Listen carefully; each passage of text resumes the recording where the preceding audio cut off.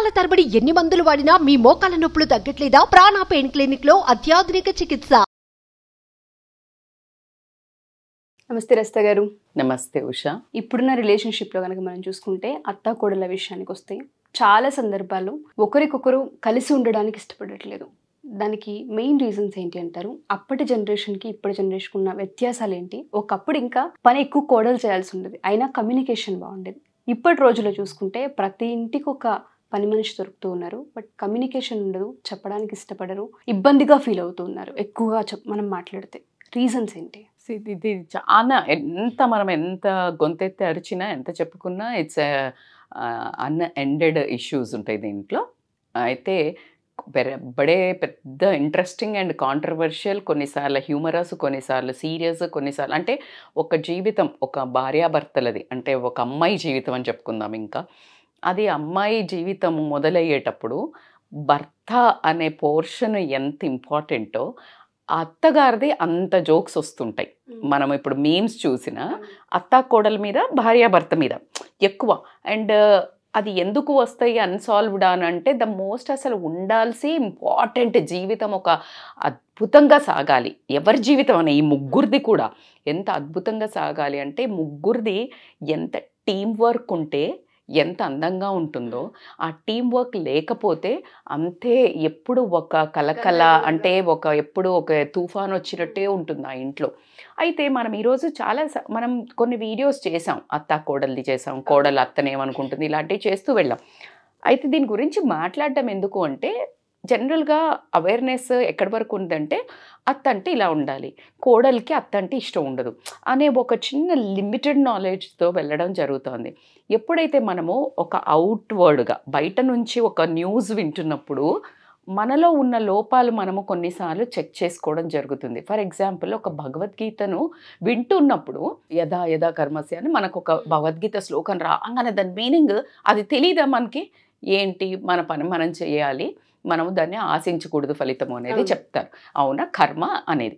So అది మనకు తెలుసు, కానీ అది విన్నప్పుడు అసలు ఎవరో ఒక సూపర్ పవర్ వచ్చి చెప్పినట్టు ఒక్కొక్కరికి ఏమో ఒకసారి విన్నప్పుడు అదే రోజు వింటాం, కానీ ఒకసారి అలా ఒక జ్ఞానోదయం అవుతుంది. నేను ఒక లెటర్ రీసెంట్గా ఎక్కడో నాకు అక్రాస్ అంటే నేను ఎక్కడ చూశాను అనేది గుర్తు రావట్లేదు, మరి యూట్యూబ్లోనే సమ్వే ఐ హర్డ్.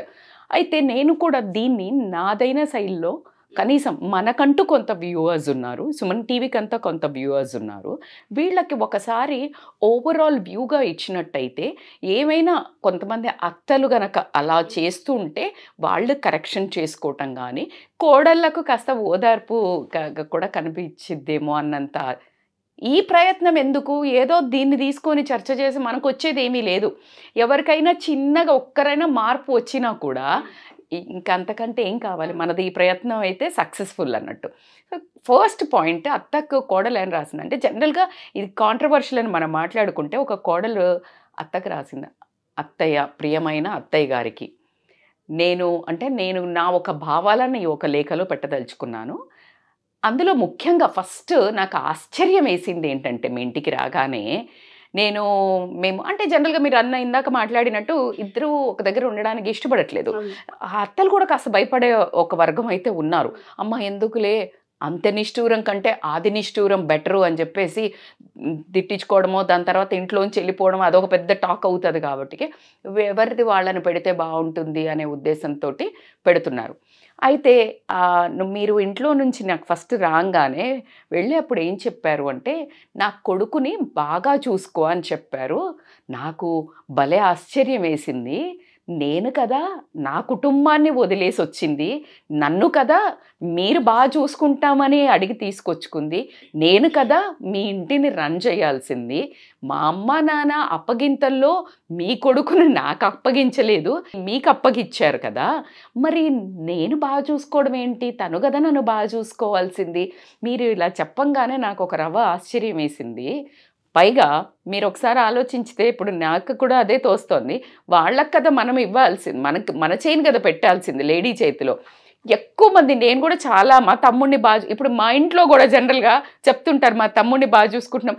ఆశ్చర్యం వేస్తా ఒక డైలాగే నేనైతే చాలా ఒక రకమైన కన్ఫ్యూజన్ స్మైల్ ఇస్తానులేండి వాళ్ళకి, అది పక్కన పెడితే బాగా చూసుకోవడం అంటే ఏంటి అంటే ఎక్కడ మీరు గమనించండి కొంతమంది, నేను ఇది మళ్ళీ అందరూ హార్ట్కి తీసుకోకండి, ఎవరు చేస్తున్నారో వాళ్ళకి తగిలి వాళ్ళు మారితే సరిపోద్ది. భర్తలు కూడా ఏంటి ఆఫీస్ నుంచి రాగానే ఒక షూ అక్కడ, ఒక సాక్స్ ఇక్కడ అలా పెడితే తీయాలా అంటే, మనిషి ఎక్కడ కూర్చుంటే అక్కడికి నీళ్లు తీసుకెళ్ళి ఇవ్వటము, ఎక్కడ కూర్చుంటే అంటే ఫ్యాన్ వేసిన ఫ్యాన్ బంద్ చేయడానికి ఒక మనిషి, ఇవి చెయ్యడానికి దీన్నా బాగా చూసుకోవడం అంటే, మరి నన్ను కూడా చూసుకోవాలి కదా, నేను నా కుటుంబానికి వదిలేసి వచ్చాను కదా. రెండొక పాయింట్ నాకు తట్టింది మీరు చేసే పనుల్లో, మీరు ఎప్పుడూ మాట్లాడుతుంటారు నా కొడుకు గురించి నాకు తెలుసు అని. మీకేం తెలుసో అక్కడే ఆగండి. కొడుకు కరెక్ట్ అని చెప్పొచ్చు తల్లి, నాన్న మంచి నాన్న అని చెప్పొచ్చు పిల్లలు, ఒక సమాజంలో ఒక మంచి పౌరుడు అని సమాజం చెప్పొచ్చు. మంచి భర్త అని ఆమోదం ఎవరివ్వాలి? భార్య మాత్రమే ఇవ్వాలి. ఆ టైటిల్ మీరు ఇవ్వకండి. నేనేదైనా ఒక సందర్భంలో ఇలా చేశాడు అని చెప్తుంటే, నా కొడుకు అలా చెయ్యడు, నా కొడుకు గురించి నాకు తెలుసు అని మీరు మాట్లాడతారు, ఆ మాట వెనక్కి తీసుకోండి. ఎందుకు అంటే మీరు పెంచొచ్చు, ఎలా బిహేవ్ చేస్తాడో మీకు అటు వరకు తెలుస్తుంది. తర్వాత మీరు ఒక ఉద్యోగం వచ్చి ఒక అర్హుణ్ణి కూడా చేసి ఉండొచ్చు, కానీ మీరు ఇవే షేర్ చేసుకున్నారు. నేను తనతో ఒక పడకను కూడా షేర్ చేసుకుంటాను. ఒక భర్త అనే వ్యక్తి ఎలా బిహేవ్ చేస్తాడు, ఏ మూడ్లో ఎలా ఉంటాడు, ఏంటిది అనేది ఓన్లీ నేను మాత్రమే చెప్పగలుగుతాను. అదే గనక మీరు ఇలా ఏదైనా గొడవ అయినప్పుడు, అవునా అమ్మ నేను చెప్తానులే సర్ది అని చెప్పి, అరే ఎందుకు చేస్తున్నావని కనుక మీరు మీ కొడుకును మందలిచ్చినట్టయితే నాకు అది చాలా ధైర్యంగా ఉండేది. కానీ అదే మాట నా కొడుకు గురించి నాకు తెలుసు, నువ్వేం చెప్పక్కర్లే అని మీరు అన్న ప్రతి ఒక్కసారి మీరు ఒక్కొక్క మెట్టు నాకు మీ మీద గౌరవం తగ్గుతూనే పోతోంది. ఇది చెప్పడానికి నేను చాలా బాధపడుతున్నాను.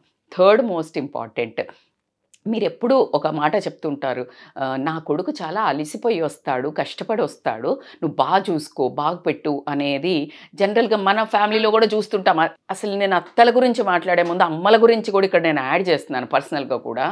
మీరు గమనిస్తే జంట వచ్చాడు ఇంట్లోకి ఆఫీస్కి వెళ్ళి ఎలా రెస్పాండ్ అవుతారు, అంతకంటే ఎక్కువ గంటలు పనిచేసి వచ్చిన భార్య వస్తే, ఒక లేడీ వస్తే ఎలా రెస్పాండ్ అవుతారు. ఇంకా ఈ పేట్రియార్కీ మోడల్ అనేది మన దాంట్లో సంస్కారంలో పోవట్లేదు. నేను వాళ్ళని తగ్గించాలి, వీళ్ళనేమో మెడల్ మీద వేసుకోమని చెప్పట్లేదు. ఇద్దరు చేసే కష్టం ఎవరికైనా కష్టమే కదా. మీరన్నట్టు మగవాళ్ళకి ఇంకా స్ట్రాంగ్ ఉంటారు, శక్తి ఉంటారు, ఆడవాళ్ళు కాస్త సున్నితత్వం, ఫెమినైన్ ఎనర్జీ ఎక్కువ ఉంటుంది. మరి వీళ్ళు కదా తొందరగా ఎక్కువ అలసిపోతారు. ఎవరికి ఎక్కువ ఇంపార్టెన్స్ ఇవ్వాలి? జనరల్గా మన డిస్కషన్లో మీరు ఖచ్చితంగా కమెంట్ చేయండి. కట్ చేస్తే ఈ అమ్మాయి ఏమనిందంటే, నేను కూడా కష్టపడి వస్తాను కదా, మరి నాకెందుకు ఆ ఇంపార్టెన్స్ లేదు, తనది కష్టము నాది మాత్రం కష్టం కాదా. ఇంకా నేను వర్కింగ్ విమెన్స్కి అయితే నిజంగా కూడా నాకు ఎప్పుడు వాళ్ళను అంటే నాతో సహా నాకంటే ఎక్కువ 9 to 5 job. I'm a freelancer, I have some control over my life, right. అదే 9 to 5 చేసేవాళ్ళు నాకు ఇలా ఎప్పుడు ఒక 4 చేతులు పెట్టుకొని కనిపిస్తారు. Usha, I don't know, somehow I respect working women a lot. అంటే అందరు విమెన్ ఇంట్లో ఉన్న వాళ్ళని ఇంకా దారుణంగా వాడతారు అనుకోండి, అది విషయం. సో ఆ వర్క్ మేము చేస్తున్నాము, నేను ఇంకా డబుల్ డ్యూటీ చేస్తున్నాను కదా. మరి మాకు లేని, అరే అమ్మాయికి కాస్త చేదోడు వాదోడుగా ఉండు, ఏదన్నా పనుల్లో హెల్ప్ చేయని ఏనాడైనా మీరు చెప్పారా? సరే అది చెప్పకపోయారు, కనీసం నీ పనులన్నా నువ్వు చేసుకోరా అని ఏ రోజన్నా చెప్పారా? అసలు సొంతగా ఒక ఆడ మనిషి ఇంటి పనులు సవరించడం ఎంత కష్టమో మీకు మాత్రం ఒక ఎక్స్పీరియన్స్ ఉంది కదా అనే ఒక క్వశ్చను ప్రతి అత్త వేసుకున్నట్టయితే ఈరోజు ఈ లేఖకు సమాధానం ఈజీగా దొరుకుతుంది. అండ్ 4వ పాయింట్, నాకు ఇంకొకటి బాగా గుర్తొచ్చింది. మీ ఇంటికి రాగానే మా ఇంటిలో ఇలా నడవదు, మా ఇంట్లో రూల్స్ ఇలాగా అని మీరు చాలా చెప్పారు. అయితే ఆ రూల్స్ ఏంటత్తమ్మా? ఇది ఇల్లు కదా, ఇదేమన్నా జైలా, నేనేమన్నా జైలు ఖైదీనా? రూల్స్ ఏంటి? అందరం కలిసి ఉంటూ అందరికీ అనుకూలంగా ఉన్న ఒక రూల్స్ పెట్టుకుని మనిషికి మనిషి సహాయం చేసుకుంటే అందరి జీవితాలు అద్భుతంగా ఉంటాయి కదా అనే ఆమె క్వశ్చన్కి రియల్గా రూల్ చేసే అత్తలు ఎవరైతే అప్పటిదాకా ఒక నార్మల్ స్త్రీగా ఉన్న ప్రతి ఆడ మనిషి అత్తగా అంగానే తెలియని ఒక పవర్ అయితే ఒక చంద్రముఖిలాగా ఒక పవర్ ఎంటర్ అవుతుందేమో అని అనిపిస్తుంది నాకు. సో ఆ అమ్మాయి వేసింది question. Last but not the least, ఇవన్నీ ఆల్రెడీ మా జీవితం మీద, అంటే మీ కొడుకు నాకు సంబంధించిన మా జీవితం మీద మీరు అధికారం తీసుకున్నంత వరకు ఓకే, కానీ మీరు మరీ ఇంకా 2 అడుగులు ముందుకు వేసి నా పర్సనల్ జీవితంలో కూడా నేను ఏం కొనుక్కోవాలి, నేను ఏం కొనాలి, ఎక్కడ ఏం పెట్టాలో కూడా ప్రతిదీ మీరు నాకు తెలుసు అని మీరు ఇన్వాల్వ్ అవుతూ ఉంటే, మీరు అవసరం లేదు అన్నట్టు నేను ఒక మాట చూసినట్టయితే, అంటే మీరు చెప్పినవి వినకుండా నేను గనక ఆ పని చేస్తే, మీరు వెంటనే ఒక లుక్ మీ కొడుకు ఇవ్వటం, మీ కొడుకు వెంటనే ఒక లుక్ నాకు ఇవ్వటం, మా మధ్యలో చాలాసార్లు గొడవలైన సందర్భాలు ఉన్నాయి. సో నా జీవితం కూడా నాకు అనుకూలంగా నడుచుకోలేకుండా మీరు చాలా ఎక్కువ నా పర్సనల్ లైఫ్లో కూడా ఇంటర్ఫియర్ అవ్వడం అనేది నాకు నచ్చడం లేదు. సో నేను ఇది మీకు ఖచ్చితంగా కన్వే చేయాలనుకున్నాను. నేను ఈరోజు మీరు ఒక అత్త బాధ నుంచైనా లేకపోతే ప్రేమ నుంచైనా ఏదైనా అనుభవించినా అది మీరు చెడు అయితే నాకు పంచకుండా మంచి అయితే నాకు పంచుతూ వెళ్ళి ఉంటే నేను ఈరోజు ఇలా ఉండేదాన్ని కాదు. కానీ మీరు దానికి విరుద్ధంగా రాశారు. కానీ నేను దీంట్లో నుంచి నేర్చుకుంది ఏంటి అంటే, నాకు కొడుకున్నాడు, వాడికి పెళ్ళయ్యాక నా కోడల్ని కూతురులా చూసుకుంటా అంటే చాలా ఎక్కువ అవుతుంది. కానీ ఖచ్చితంగా ఒక వెంటాడి దయ్యంలాగా వెంటాడి ప్రతి చిన్న దాంట్లో దూరి నేను మాత్రం వాళ్ళని డిస్టర్బ్ చెయ్యను అని మాత్రం ఖచ్చితంగా చెప్తున్నాను. ఈ లేఖ రాయాల్సి వచ్చినందుకు నన్ను క్షమించండి, ఇప్పటికైనా అర్థం చేసుకుంటారేమో అని నేను ఆశిస్తున్నాను అని చెప్పి, మీకు ఇష్టం లేని కోడలు అని రాసింది. That was little hilarious. But ఆ కంటెంట్ వింటున్నప్పుడు చాలా ఆలోచింపచేసింది. అయితే before closing I want to tell one story. ప్రతి తల్లి అంబలికల్ కార్డ్ అంటారంటే బొడ్డు ఉంటుంది కదా, అది జనరల్గా 2 సార్లు కట్ చేయాల్సి ఉంటుంది తల్లి.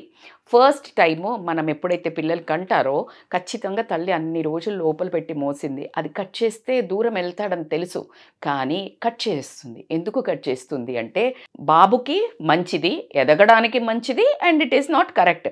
సో దూరం చేసినా ఎక్కడికి పోడు. ప్రపంచంలో మీరు గమనించండి, పెళ్ళికి ముందు వాడు ఎక్కడికి పోయినా ఆ బేచైని ఉండదు. తిన్నావా ఉన్నావా వరకు పరకలు, నువ్వు క్లాస్లో ఎవరితో ఇంత రప్చరు ఇంత ఉండదు ఫోకస్. సో ఎందుకు తిరిగి వస్తాడు అనే ఒక నమ్మకం. అదే రెండోసారి కార్డును కట్ చేయాల్సిన అవసరం ఉంది అత్తగారులు అనే తల్లులకు మాత్రము.